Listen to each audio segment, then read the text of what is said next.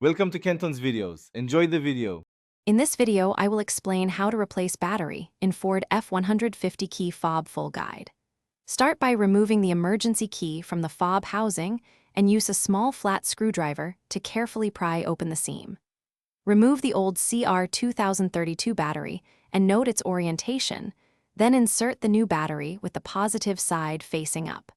Press the halves together until they click and test the fob near the truck to confirm function.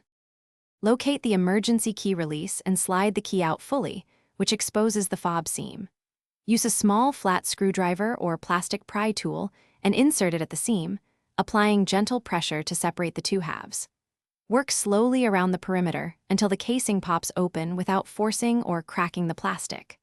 Once open, set the clips aside and handle the circuit board carefully to avoid static or bending while you access the battery compartment. If you found this guide useful, please subscribe and hit like to support more practical car DIY videos that save time and money. Quick recommendation: Robot Face upgrade your clean game with the Shark AI Ultra Robot Vacuum. Voice control makes tidying up after a project effortless and fun. Check the description for the link and current deals to make life easier. Thanks for watching, and now let's get back to the video. Use non-metal tweezers or a plastic tool to lift out the old CR2032 battery from its holder, taking care not to touch the circuit traces. Place the new CR2032 battery into the slot with the positive marking facing up, ensuring a flush fit against the contacts.